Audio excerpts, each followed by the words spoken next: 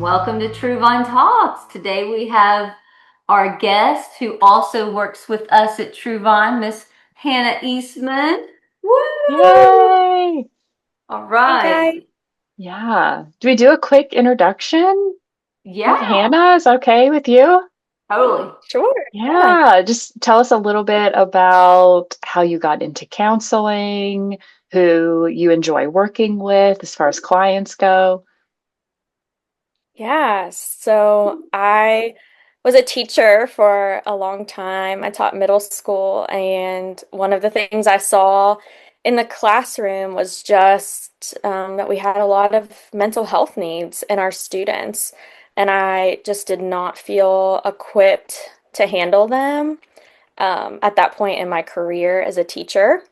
And so I decided to go into counseling and become a school counselor. So I got my degree in that and was an elementary school counselor for a little while, and I really enjoyed that work.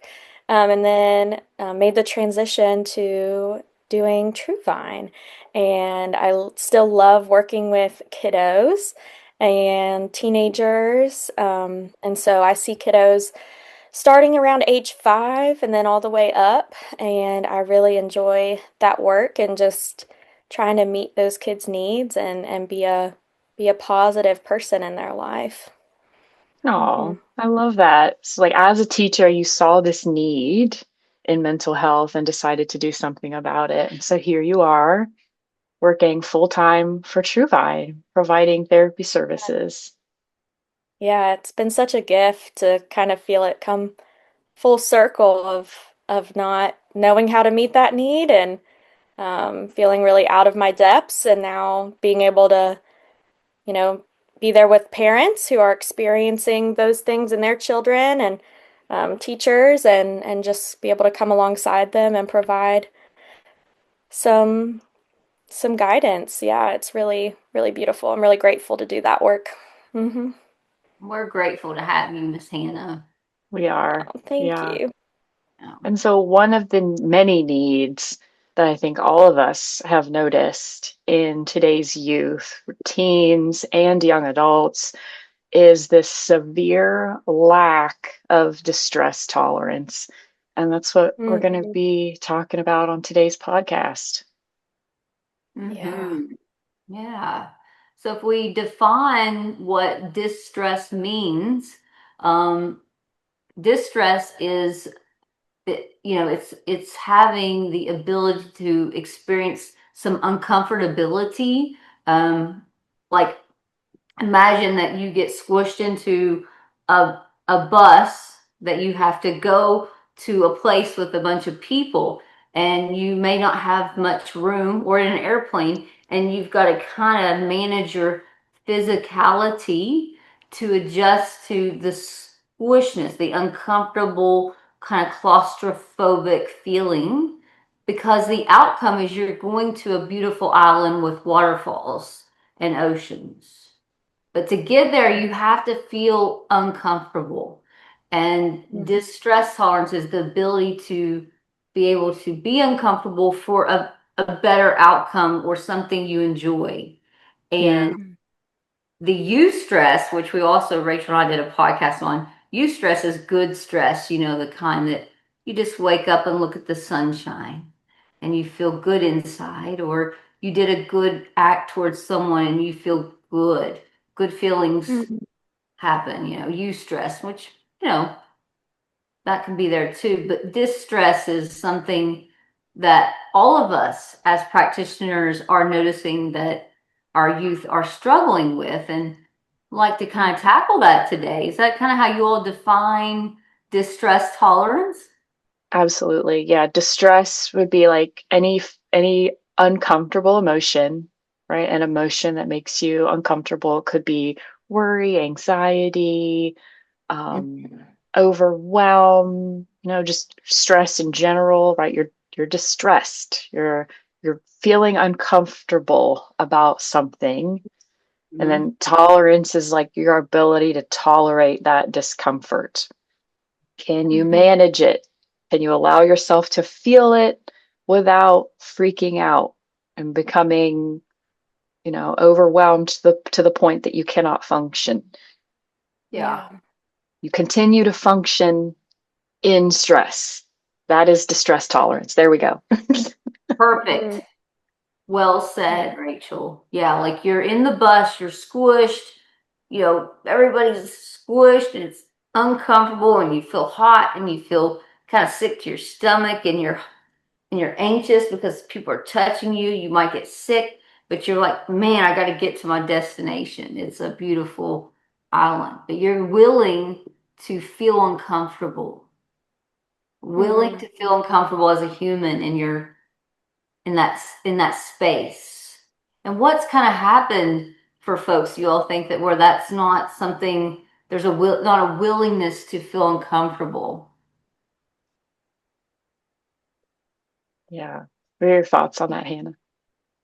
Yeah, just thinking about your question, what's causing people to not be able to, as you guys are talking, the word kind of endurance was coming up, like being able to endure these hard That's a good one. moments, right?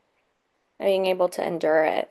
And so what's keeping youth, specifically young adults, from being able to endure these hard things and know that there's likely, like your beautiful illustration, Linda, there's likely a positive outcome on the other end if they endure, right? Mhm.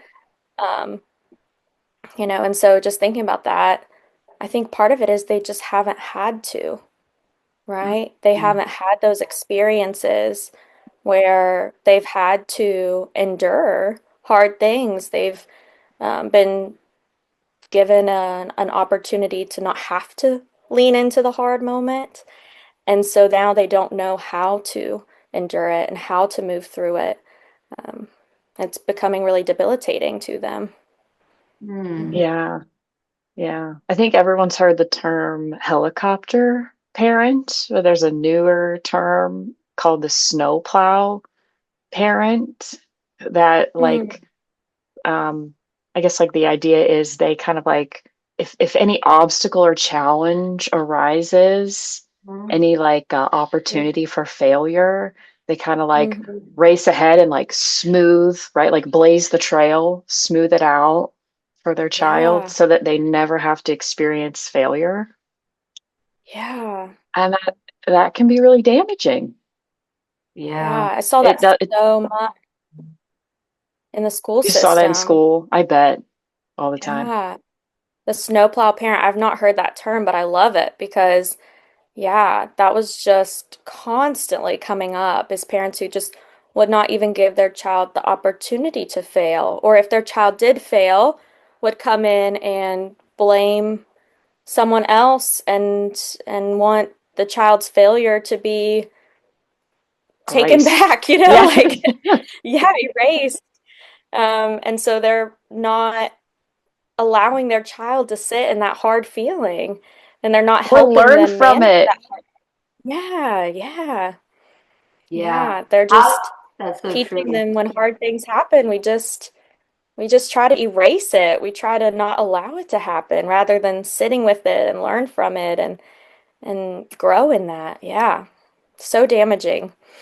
It's good to Mm-hmm. be uncomfortable. Mm-hmm. It's Yeah. good to be uncomfortable. And Rachel and I talked about this therapy. It's Stephen Hayes, acceptance and commitment therapy. Mm, And it's a great distress tolerance type of therapy. It's like you want to avoid the journey to get to the destination. And parenting, going through, did you call it snow plowing? yeah. Snowplow parent. Right. So if your kid is here developmentally, they're age 3, and you want them to learn how to interact with their world and their environment, but you went ahead of them and smoothed every roadblock, every construction site that gives them a detour, and you went ahead and made it smooth. Well, what happens to their brain? So Mm-hmm. he would Yeah, say, I'm thinking about that right now. It's like no wonder they're also stressed and overwhelmed because if I learn my entire childhood that failure must be avoided at all costs, Yeah. that sets such a high expectation, truly. Mm. Mm-hmm. It's an unreasonable expectation. It's not Completely realistic. unreasonable. Yeah. Yeah, if Yeah. you listen to Michael Jordan, the greatest basketball player ever lived, in my mind, he said it came with many fails. Uh, Mm. 14,000, some, he named a number in one of his reels. I think it's accurate that, he missed 14,000 baskets in basketball. Mm. Yeah. Yeah. And his high school coach told him, you just might as well, kind of give up. But he didn't make the varsity team, but he kept at it and he persevered. He did the hard things. He got up early, ran, played with the ball. He did it. And Yeah. it's pushing through and being Mm. uncomfortable with being uncomfortable. You're going to miss sometimes. Yeah, let I your kids miss. Yeah. Yes, keep going. Sorry, I didn't mean to interrupt. You didn't. You didn't Okay. interrupt at all.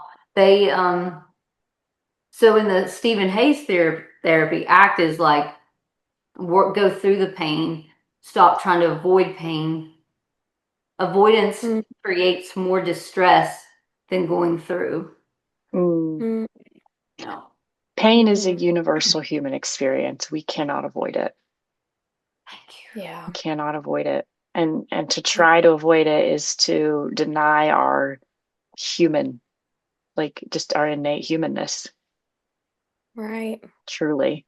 I'm And that's thinking what about Rachel, all the yeah. things that like failure helps us develop as Mm-hmm. Mm. humans, right? I think it's like character development. I think it helps us develop empathy and compassion for others and resilience and Mhm. like this a sense of agency that Hannah talked about in a previous meeting we had this morning. Like so many important life skills and characteristics, Mhm. I think, come from experiencing and overcoming failure. Yeah, and I'm just thinking about how anxiety shows up in so many of our children and youth and young adults, right? And a lot of the times when you kind of track that anxiety, a big part of it is the unknown, right? That's where a lot of anxiety comes from, is I don't know what will happen if. I don't know what will happen when.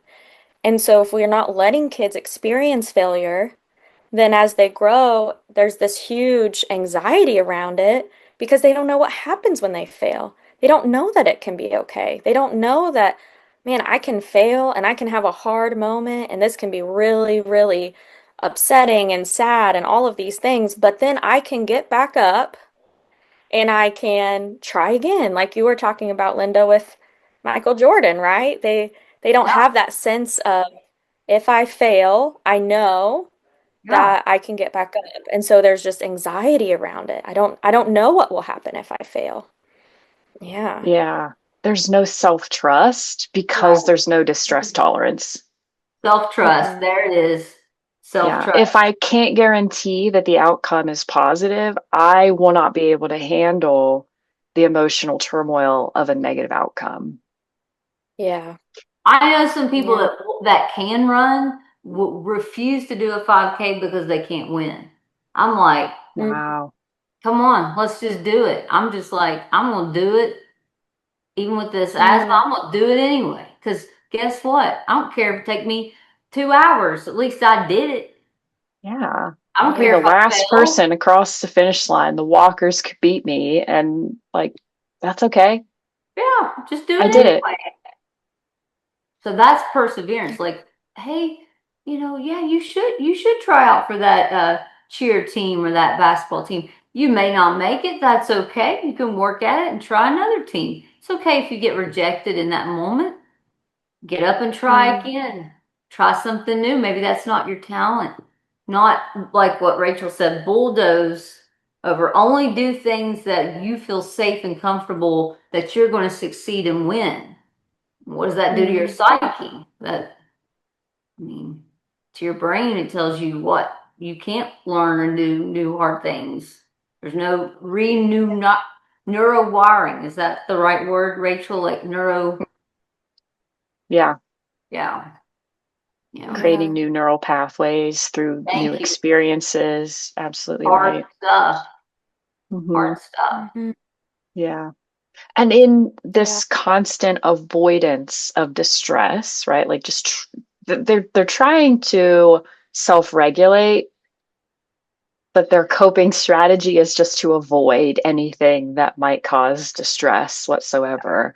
And in doing Mhm. that, they're strengthening that desire to avoid. Does that make Yeah. sense? Reinforcing it. Yeah, which is what you're talking about with those neural connections. Like they're strengthening Mhm. the connections that say, like, just don't, just Don't. avoid, just Yeah. distract. Right. Yeah. Because there Distracting. isn't self-trust. Yeah. Right.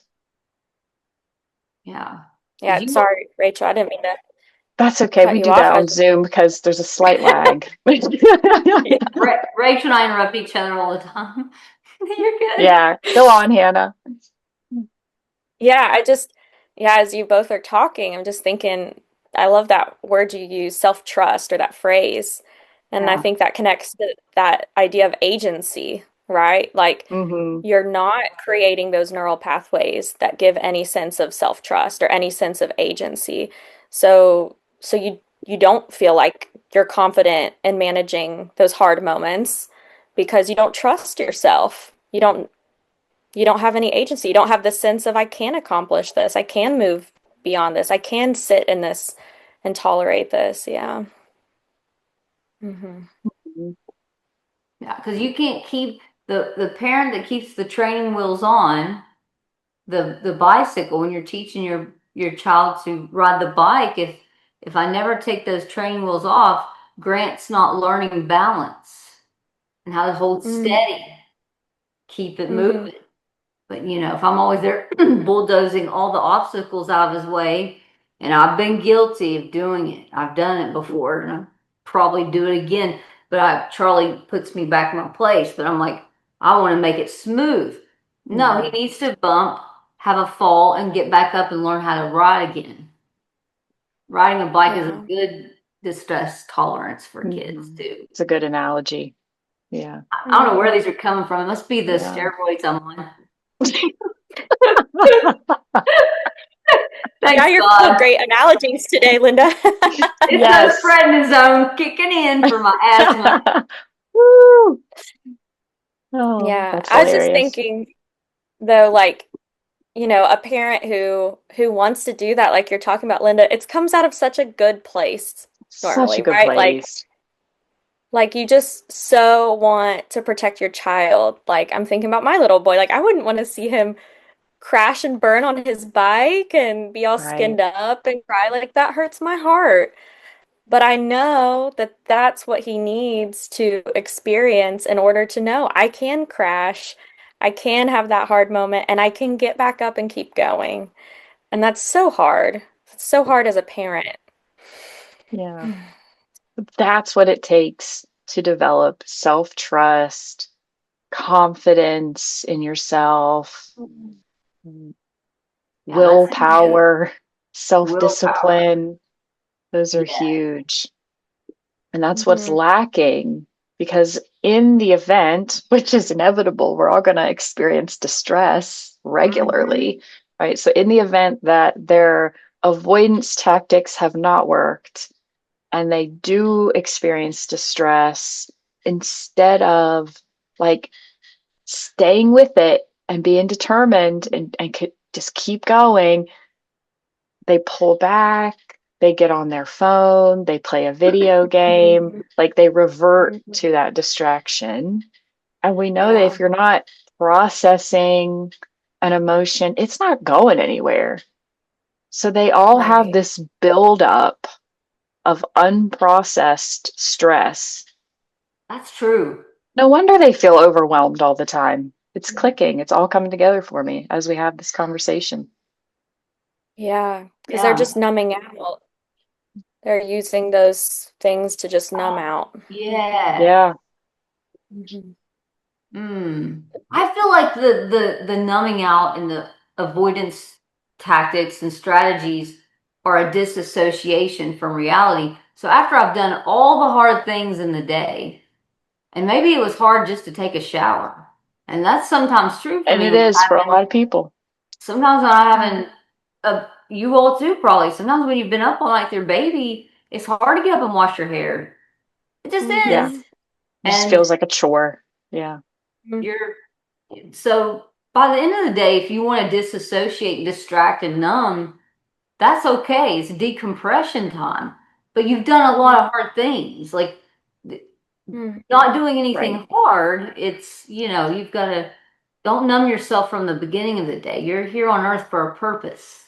And numbing out and avoidance strategies won't make you feel fulfilled and it'll cause depression. Don't you all think it does?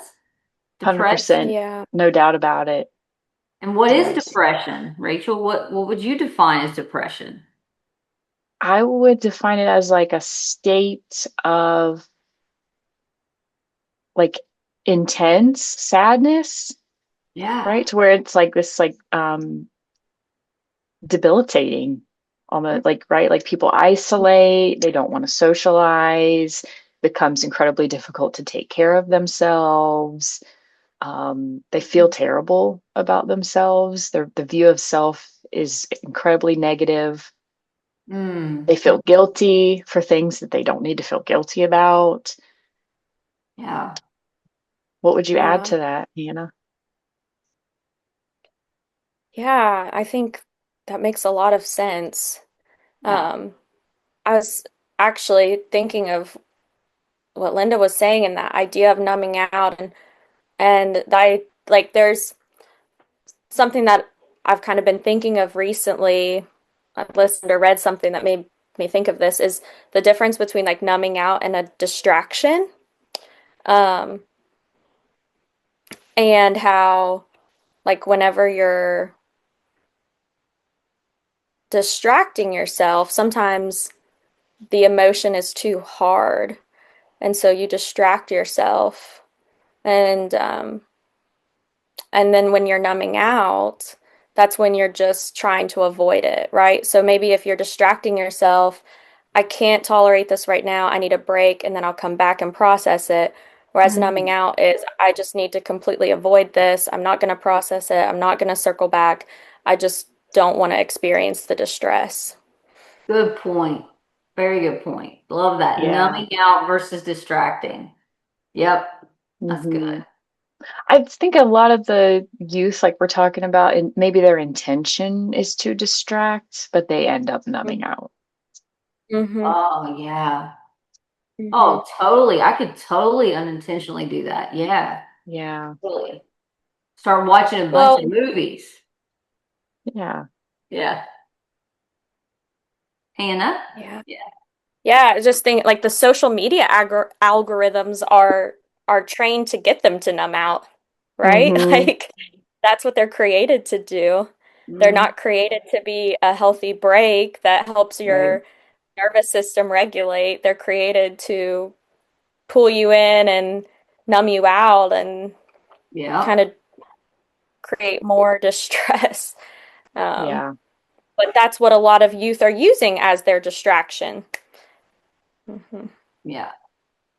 And then the problem that you just said so well, Hannah, and Rachel's pointing to is, well, that stuff emotion, that stuff feeling, oh, I can't write this paper, or I can't possibly join that club, or you're avoiding these things that would help you feel good, really good, create eustress and euphoria, so you avoid it, so you just numb out, and then you stuff the emotions down like, I'm too anxious. I'm too scared to try anything new. I can't do it.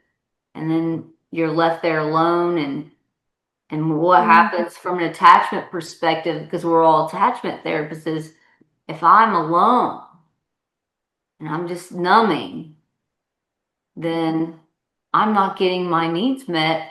Mere neuron exchanges with anyone. I'm just existing here in this matrix of algorithms. Oh, Mm. Oh, human beings are not meant to live in isolation. no. Mm-mm. We are not meant to. Yeah, it's devastating to our nervous system. Mm-hmm. It leads to depression. It makes it worse if you already have it. Mhm. Exactly. Yeah. Yeah. So what are some, oh, sorry, go ahead, Miss Go Rachel. ahead. I was just going to say, as we're talking about this, I'm thinking about some complexity in the topic because the population that we're talking about is aware of mental health more than any other generation I think has ever been. Like they're so Yes. comfortable talking about mental health. Their algorithms are mental health related. Like they are not afraid at all to say, I have anxiety, I have depression. Like, Love it. and yet what we're mentioning here is like the self-awareness is there and they will Mm-hmm. own it. They they'll like doing something about it is where they are kind of like getting stuck. Yes. That makes sense? Rachel. Mhm. Yes. And that's from That's Stephen really Hayes' good. book. He said, when you're standing in quicksand, you're aware that you're in the quicksand, right? Hmm. But rather than make any types of moves, because you're just gonna go deeper in. And yeah, so that's interesting. Getting stuck there. Yeah, like, Mhm. oh, I'm aware I'm in quicksand. What am I gonna do? You know? And Right. Mm-hmm. Go I ahead, would love Hannah. to hear your all's thoughts on this, but I totally see that, Rachel. Even when I was an elementary school counselor, I had these third and fourth graders who are coming in and telling me these diagnoses they have, and I have anxiety, I have ADHD, and they're, explaining their behavior using these diagnoses, and I wonder if sometimes that becomes a crutch to them. Hmm. I Mm-hmm. don't know. How do you guys see that? Well, we don't pathologize diagnosis. Right. Like in Dr. Sue Johnson always taught us Yeah. that we do not pathologize human experience and behaviors. Right. So I don't want Right. people to get too don't get too wedded to a diagnosis. Yeah. Mm-hmm. More or less, Yeah. what am I experiencing? And Mm-hmm. what can I do? What moves can I make to change that experience versus Yeah. staying in the diagnosis pool there? Yeah. Yeah. And for our listeners that maybe don't know that terminology, pathologizing is kind of like relying on a diagnosis to explain someone's behavior. Mm-hmm. Whereas as attachment focused therapists, emotionally focused therapists, we use the human experience, right? Like what have you experienced? What have you been through? And like we use that to explain their behavior more Correct. than Mm-hmm. diagnosis. Yes. Mm-hmm. Very good. Thank you for explaining that, Rachel. Yeah. So Yeah. don't get wedded to a diagnosis because Mm-hmm. we just what are the what is the change behaviors that you can engage in that will build up your distress tolerance so that you can feel less anxious and experience joy, which is, I know as therapists we love to see people have joy. And Yeah. yeah. Mm-hmm. Yeah. I think maybe what I'm seeing is, people getting caught in those diagnoses and not believing the change can happen because of it, Mm-hmm. because they are, you know, being diagnosed one way or another, or they're engaging in this, language they're experiencing on social media. Yeah, I Do never you guys see recommend. that? Yeah, I highly Absolutely. discourage people from looking up TikToks.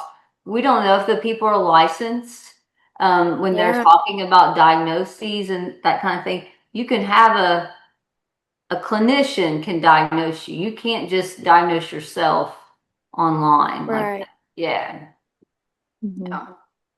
There is a learned helplessness at times that I've seen where people do kind of get stuck in there's no hope, there's nothing I can do, I'll always have this Mm, Mm-hmm. diagnosis, and that prevents me from doing X, Y, and Z. I think Mm-hmm.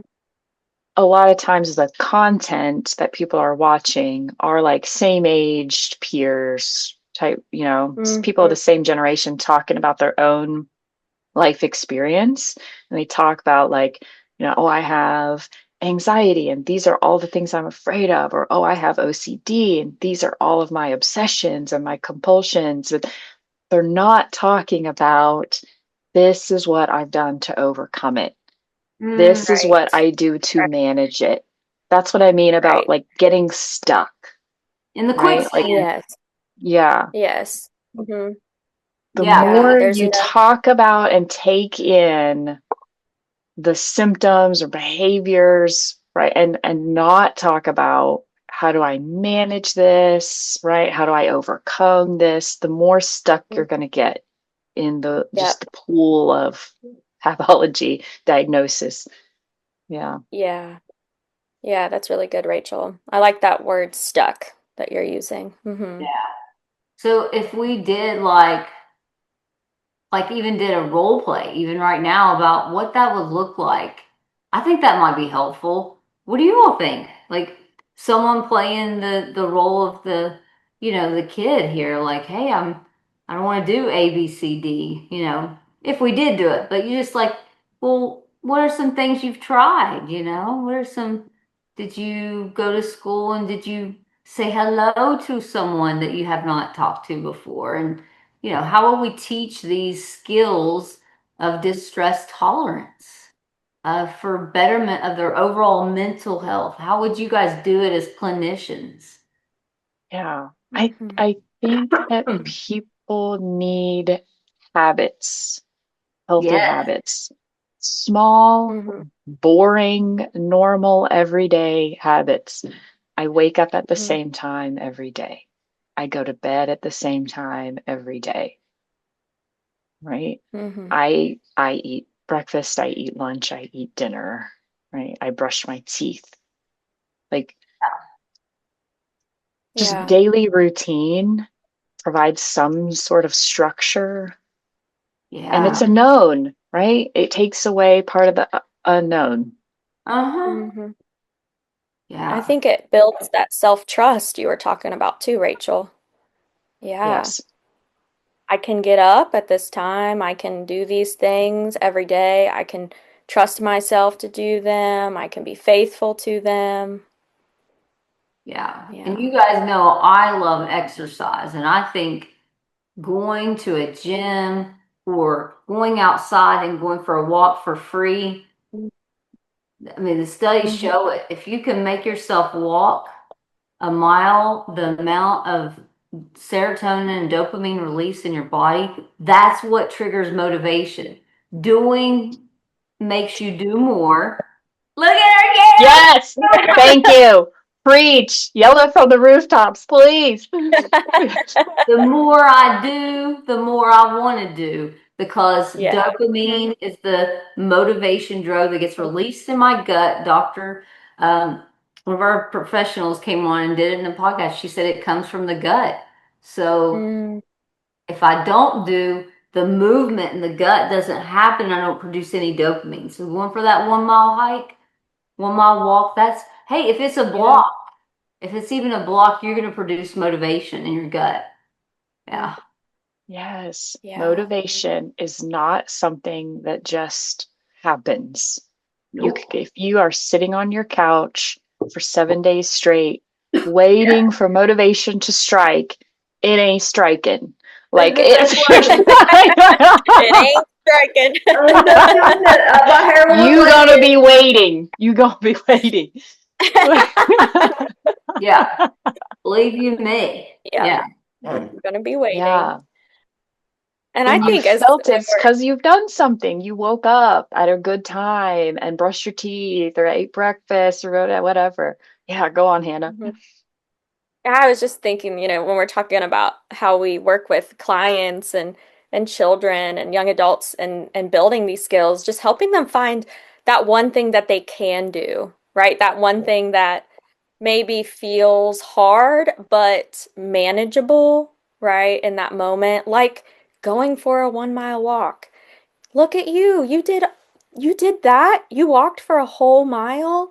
Oh my goodness, that was Yay! so amazing. That was so hard for you and you did it. And just and creating that inner talk too of hyping yourself up a little bit, right? Like I Yeah. did that. Self-encouragement. You Yeah. I gotta did that. celebrate. Yeah. Yeah. The Mhm. internal celebration to Yeah. Mhm. encourage yourself. Absolutely. I think a lot of this is our youth has grown up in a society with immediate gratification. People do Yes. not know how to play the long game anymore. Mm-mm. Like I do this small thing today so that 10 years from now, I don't have cavities, right? I brush my teeth so I don't have cavities and like, my teeth rot, right? Like, Mhm. Hmm. Yeah. Unless And your I genetics don't work in your favor. true, That which happens. happens. And I'm just making up just random, whatever's coming to mind, It's a good examples. analogy. Yeah. But yeah, yeah, people like are like, running the if I marathon. go ahead, Yeah, just running the marathon sounds impossible. And it right. might be right now or really, really, really, really hard, right? But you could walk a mile and get started. What can you Yeah. do? Scaffold it down. Writing that whole paper might feel really, really, really hard. But what can you do? Can you do some research? Can you write an Yes. outline? Can you read the book? Can you read just a chapter? You know, Yeah. People finding are that. not good at breaking things down into smaller, more manageable pieces. Mm-hmm, You're so right, Hannah. mm-hmm. Yeah. Yeah. If the expectation was for me to wake up tomorrow and live a completely different life where I like only eat clean, organic, whole foods, nothing processed, I work out for an hour a day every day, I do all the that's that's not possible. I'm Right. not gonna sustain that. Mm-mm. And I But think I too what you're go go ahead, ahead, Rachel. sorry. It's all good. Yeah, I was just thinking, what you were saying about social media too, like the instant gratification, right? We're used to seeing that instant gratification, and we're also used to seeing the amazing things people are doing, right? The best of everyone's lives and these amazing accomplishments and comparing ourselves to the whole world. Oh, well, this person ran a marathon, um, but that doesn't but I might see all of that on Instagram and all these marathons that they're running, but I don't see the training they had to do for years to get there, There you go, So Hannah. That's right. yeah, You know, it takes time. I did the half marathon. That took weeks of training. 1 week, the first 2 weeks, you would run 5 miles. The next time you'd run 10. I mean, it was a constant. These people are roughing it, it's distress tolerance. Running is a good form of distress tolerance. Hmm. It's what we're kind of advocating here as Hmm. providers. Like, make yourself do manageable, hard things in small yeah, tidbits daily. Builds Yeah. resilience and self agency. Yes. yes, Prove to yourself that you can do it instead of just yeah, believing that you can't. You cannot trust every thought that crosses your mind, and you can't control every thought that crosses your mind either. Nope. mm-mm, Yeah. yeah, So good. You guys came up with a wonderful topic. Yeah. So what do we want to let our listeners know if maybe they or their children or their teen or someone they know or love and care about, what do we want to let them know about building those distress tolerance skills before we head out? Yeah, I guess just, if you or a loved one has a desire to feel more resilient, to be able to tolerate stress more, right? Increase your autonomy, self discipline, reach out to Truevine and see one of our lovely counselors, and we'll be happy to guide you through that journey. yeah, Yes. Hannah has openings. Kaylin and Caitlin are still seeing new people, and they're Great. great with youth. And I think, Rachel, you're still booked, right? Yes. Okay, cool. So we're excited for you all to, maybe take some of our ideas and implement them in your life or in your children's life. And if you do find yourself being a helicopter mom or a bulldoze mom, and I've been guilty. I'm just being honest. I've been guilty of I'm doing sure I'll be guilty too. I'm Yeah, sure that's hard to manage. Yeah. I'm very soft and I want to make everything puffy and perfect and heavenly. But heaven's not here. So we're on earth and it's hard. So we want to encourage you to allow your kid to fail in Mhm. safe Yeah. situations, of course. You Right. know, Yeah. yeah. And help your kids find those, I love what you said, like manageable, small, hard things. If your kid is feeling overwhelmed and stuck, help them break something down, identify a small, hard thing they can do and help them experience that. Yeah. Yeah. Well, thanks for listening, everybody. Until next time, take care. Bye. Bye.